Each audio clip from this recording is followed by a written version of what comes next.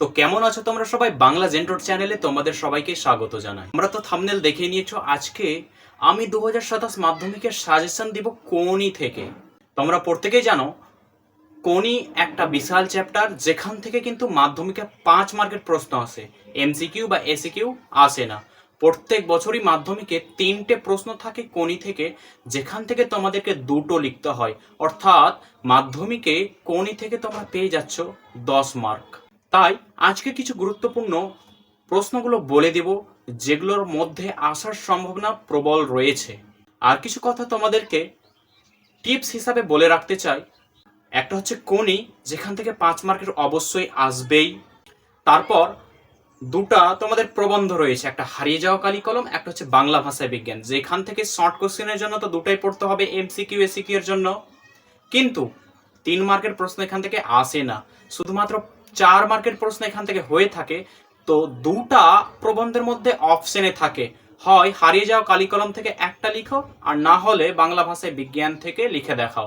তাহলে দুটার মধ্যে যে কোনো একটা যদি 4 মার্কের জন্য করো, অর্থাৎ হারিয়ে যাওয়া কালি কলমটাই আমি সাজেস্ট করব, কারণ ওটা হচ্ছে সব থেকে সহজ। বাংলা ভাষা বিজ্ঞানের থেকে তুলনায় হারিয়ে যাওয়া কালি কলমটা সহজ। ওখান থেকে যদি 5 মার্কের প্রশ্নগুলো করে নাও, তাহলে তোমাকে বাংলা ভাষা বিজ্ঞান থেকে করা দরকার নেই। আর ওখান থেকে করলে লাইন ধরে ধরে প্রবন্ধটা টেক্সট বই থেকে পড়লে, এবং প্রত্যেকটা গুরুত্বপূর্ণ লাইন যেগুলো থেকে 5 মার্কের আগের বছর, তার আগের বছরগুলোতে এসেছে, সেগুলো করো, অবশ্যই পেয়ে যাবে। আর একটা বিষয় বলছি, সিরাজদৌল্লা নাটক, যেখান থেকে কিন্তু তোমাদের কোনো শর্ট কোয়েশ্চিন বা 5 মার্কের প্রশ্ন আসে না, শুধুমাত্র 4 মার্কের প্রশ্ন আসে। সেটা প্রত্যেকবার মাধ্যমিকেই আসে। তার জন্য যে এই বছর যেগুলো এসেছে, অর্থাৎ 2026-এ মাধ্যমিকে যেগুলো এসেছে, সেগুলো বাদ দিয়ে বাকিগুলো কিন্তু করতে হবে। সেরকমভাবে কোনিও প্রত্যেক বছরই বললাম মাধ্যমিকে আসে, এবারও আসবে। তো যেগুলো এসেছে এরা এই বছরে 2026-এ যে 3টা প্রশ্ন এসেছে, সেগুলো বাদ দিয়ে কিন্তু তোমাদেরকে আজকে কিছুটা সাজেশন হিসাবে দিয়ে দেব। যদি ভিডিওটা ভালো লেগে থাকে তাহলে একটা লাইক করো, আর চ্যানেলটা সাবস্ক্রাইব করতে ভুলো না, কারণ এরকম সাজেশন ভিডিও মাধ্যমিক পর্যন্ত তোমাদের জন্য আসতেই থাকবে। বা কোনো চ্যাপ্টার সম্পর্কে বুঝতে চাও বা সাজেশন চাও, সেটা কমেন্টে কিন্তু লিখে জানাও। যারা 2027-এ মাধ্যমিক দিতে চলেছে, সেই সমস্ত বন্ধু বান্ধবদের কাছে আমার ভিডিওটা শেয়ার করে দাও। তো দেরি না করে চলো শুরু করা যাক আজকের এই ভিডিও। আমি তোমাদেরকে বলে দিচ্ছি, তোমরা খাতায় লিখে নাও বা নোট বইয়ে দাগিয়ে নাও। আমি তো বলবো খাতায় লিখে নাও শুনে শুনে। তাহলে তোমাদের প্রথম প্রশ্ন হয়ে যাচ্ছে খুবই সহজ, কোনি উপন্যাস অবলম্বনে কোনি চরিত্রটি বিশ্লেষণ করো। দ্বিতীয় প্রশ্ন হচ্ছে, কোনি উপন্যাস অবলম্বনে সাঁতার প্রশিক্ষক ক্ষিতিশ সিংহের চরিত্র সংক্ষেপে আলোচনা করো। ক্ষিতিশ সিংহের চরিত্র আলোচনা করতে বলা হচ্ছে। উপরেরটা আমরা জানলাম কোনি সম্পর্কে, নিচেটা হচ্ছে ক্ষিতিশ সিংহ। তারপর 3 নম্বর প্রশ্ন হচ্ছে, কোনি উপন্যাসের কাহিনী অবলম্বনে স্বামীর যোগ্য সহধর্মিণী রূপে লীলাবতীর পরিচয় দাও। অর্থাৎ ক্ষিতিশ সিংহের স্ত্রীর পরিচয় এখানে দিতে বলা হচ্ছে। অর্থাৎ 3টা চরিত্র এখানে বললাম, একটা কোনি, ক্ষিতিশ সিংহ, আর ক্ষিতিশ সিংহের স্ত্রী লীলাবতীর পুরোপুরিভাবে মুখস্থ রাখবে। 4 নম্বর ভীষণ ইম্পর্টেন্ট প্রশ্ন, এর আগের বার মাধ্যমিকে এসেছে, কোনির পারিবারিক জীবনের পরিচয় দাও। খুব ইম্পর্টেন্ট প্রশ্ন। তারপরে 5 নম্বর প্রশ্নে চলে যাচ্ছি, খিদ্দা কিভাবে কোনির জীবনের প্রেরণা হিসাবে কাজ করেছিল, সে সম্পর্কে সংক্ষেপে আলোচনা করতে বলা হচ্ছে। তারপরে 6 নম্বর প্রশ্ন ভীষণ ইম্পর্টেন্ট, যেগুলো আমি ইম্পর্টেন্ট বলছি, পারলে সেগুলো স্টার চিহ্ন দিয়ে রাখো। দারিদ্র আর বঞ্চনার বিরুদ্ধে কোনির যা লড়াই, তা সংক্ষেপে বর্ণনা করো। এগুলো কিন্তু 5 মার্কের জন্য। ভালো লেগে থাকলে অবশ্যই ভিডিও একটা লাইক দিও, আর চ্যানেলটা সাবস্ক্রাইব করতে ভুলো না। তারপর 7 নম্বর প্রশ্ন দেখে নাও, একদম উপন্যাসের প্রথম লাইন তুলে দেওয়া হয়েছে, আজ বারুণী। বারুণী কি? এ অনুষ্ঠান উপলক্ষে ঘাটের চিত্র বর্ণনা করো। অথবা প্রশ্ন এরকমও আসতে পারে, আজ বারুণী, বারুণী কি? বারুণীর দিনে গঙ্গা ঘাটের দৃশ্য বর্ণনা করো। এইভাবে প্রশ্ন আসতে পারে। তারপর 8 নম্বর প্রশ্ন দেখে নাও, বিষ্ণুধরের বিরক্তির কারণ হাত 15 দূরের একটা লোক। বিষ্ণুধরের সংক্ষিপ্ত পরিচয় দিয়ে তার বিরক্তির কারণ উল্লেখ করো। মানে গঙ্গা ঘাটের যে দৃশ্য, অর্থাৎ ক্ষিতিশ সিংহ আর বিষ্ণুচরণ ধরে যে হাসি ঠাট্টা মজাগুলো হচ্ছিল, সেই দৃশ্যের কথা এখানে বলা হচ্ছে। 9 নম্বর প্রশ্ন, খাওয়ার আমার লোভ নেই, ডায়েটিং করি। বক্তাকে তার ডায়েটিং এর পরিচয় দাও। মানে এখানে ডায়েটিং এর কার কথা বলা হচ্ছে? এখানে বিষ্ণুচরণ ধরে ডায়েটিং এর কথাই বলা হচ্ছে।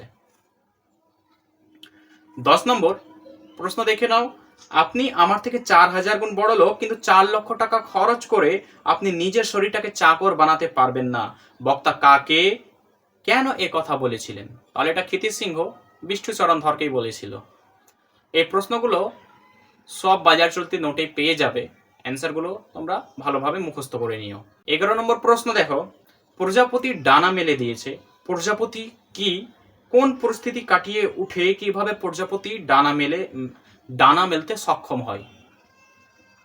তাহলে তাহলে এই প্রশ্নটা হচ্ছে, প্রজাপতি বলতে কি এখানে? প্রজাপতি হচ্ছে ক্ষিতিশ সিংহের যে কাপড়ের দোকান ছিল, তার স্ত্রী যে কাপড়ের দোকানে থাকতো অর্থাৎ চালাতো, সেই কাপড়ের দোকানের কথা এখানে বলা হচ্ছে। 12 নম্বর প্রশ্ন, ক্ষিতিশ সিংহের বিরুদ্ধে ক্লাবে কি কি অভিযোগ উঠেছিল? তার প্রত্যুত্তরে ক্ষিতিশের জবাব কি ছিল? খুব ইম্পর্টেন্ট প্রশ্ন। তারপরে প্রশ্ন দেখে নাও 13 নম্বর, গলার স্বরটা আর্তনাদের মতো শোনাচ্ছে। কার গলার স্বরের কথা বলা হয়েছে? তার স্বর আর্তনাদের মতো শোনানোর কারণ কি? যদিও খুব একটা ইম্পর্টেন্ট না, তবুও লিখে রাখতে পারো। 14 নম্বর প্রশ্ন, ইচ্ছে থাকলেও ওকে সাঁতার শেখাবার ক্ষমতা আমার নেই। কে বলেছিল? তার পরিচয় সংক্ষেপে উল্লেখ করো। তারপর 15 নম্বর প্রশ্ন, লিখে রাখতে পারো এই প্রশ্নগুলো। ক্ষিতিশের একটা হাত তোলা, চল শক্ত, ক্ষিতিশ সিংহের এইরকম প্রতিক্রিয়ার কারণ কি? 16 নম্বর প্রশ্নটা ভীষণ ইম্পর্টেন্ট, স্টার চিহ্ন দিয়ে রাখতে পারো। কম্পিটিশনে পড়লে মেয়েটা তো আমার পা ধোয়া জল খাবে, কার উক্তি? মেয়েটা পা ধোয়া জল খাবে বলতে কি বোঝানো হয়েছে? 17 নম্বর, এটাও ভীষণ ইম্পর্টেন্ট, ট্যালেন্ট ঈশ্বরের দান। ট্যালেন্ট কি? ট্যালেন্ট সম্বন্ধে ক্ষিতিশের মতামত কি ছিল? 18 নম্বর প্রশ্ন, খিদ্দা এবার আমরা কি খাবো? বক্তাকে উদ্দিষ্ট ব্যক্তি কিভাবে তাদের সাহায্য করেছেন? প্রশ্নগুলো কিন্তু খাতায় লিখে নাও, আর উত্তরগুলো সময় নিয়ে করে নিও। 19 নম্বর প্রশ্ন, চিড়িয়াখানায় কনিকে নিয়ে বেড়াতে গিয়ে কি ঘটেছিল? এই ঘটনা থেকে ক্ষিতিশের কি মনে হয়েছিল? এটাও ইম্পর্টেন্ট প্রশ্ন। তারপর 20 নম্বর প্রশ্ন দেখে নাও, অবশেষে কোনি বাংলা সাঁতার দলে জায়গা পেল। কোনি কিভাবে বাংলা সাঁতার দলে জায়গা পেল তা লেখো। এটাও কিন্তু ইম্পর্টেন্ট। এরপর 21 নম্বর প্রশ্ন, কোনিকে বিভ্রান্ত করলো হিয়ার, এই কথাটা। হিয়ার কোন কথা? কেন কোনিকে বিভ্রান্ত করলো? এই বিভ্রান্ত দূর করার জন্য সে নিজের মনে কি বলেছিল? এগুলো কিন্তু ইম্পর্টেন্ট প্রশ্ন। 22 নম্বর, বাংলা তাহলে চ্যাম্পিয়নশিপটা পেল না, কে এই আশঙ্কা করেছিল? এমন আশঙ্কার কারণ কি ছিল? শেষ পর্যন্ত কি ঘটেছিল? 23 নম্বর প্রশ্ন, জোট চুরি করে আমাকে বসিয়ে রেখে এখন ঠেকায় পড়ে এসেছো আমার কাছে, কোনির এই অভিমানের কারণ কি? এর পরবর্তী ঘটনা সংক্ষেপে বর্ণনা করো। 24 নম্বর, ভীষণ ইম্পর্টেন্ট প্রশ্ন, ওইটাই তো আমি রে, যন্ত্রণাটাই তো আমি। বক্তাকে উক্তিটির তাৎপর্য বিশ্লেষণ করো। তো এই ছিল আজকের তোমাদের মোট 24টা প্রশ্ন। অনেকজন হয়তো মনে করতে পারো যে এতটা প্রশ্ন কিভাবে করব। দেখো, কোনি তোমরাও পড়েছো, সিলেবাসটা কিন্তু খুব ছোট নয়, বিশাল সিলেবাস। সেখান থেকে কোন লাইন তুলে মাধ্যমিকে দিয়ে দেবে বলা মুশকিল। তার জন্য ঝুঁকি না নেওয়ার থেকে এই প্রশ্নগুলো রেডি করে যাওয়া অনেক ভালো। আশা করছি এর বাইরে প্রশ্ন আসবে না। তবে যেগুলো আমি ইম্পর্টেন্ট বললাম প্রশ্ন বলার সঙ্গে সঙ্গে, সেগুলো কিন্তু ভীষণ ইম্পর্টেন্ট, সেগুলো আরও ভালোভাবে করতে হবে, বাকিগুলো ভালোভাবে দেখে রাখতে হবে, যাতে এরকম না হয় যে আমি তো এটা প্রশ্ন লিখেছিলাম কিন্তু মুখস্থ করিনি। এইভাবে মাধ্যমিকের দিন দুঃখ প্রকাশ না করতে হয়। পরবর্তী ভিডিওয়ে কোন চ্যাপ্টার সম্পর্কে সাজেশন চাও সেটা কমেন্টে লিখে জানাও। আজকে এই পর্যন্তই, আবার দেখা হচ্ছে তোমাদের সঙ্গে নতুন ভিডিওতে নতুন টপিক নিয়ে।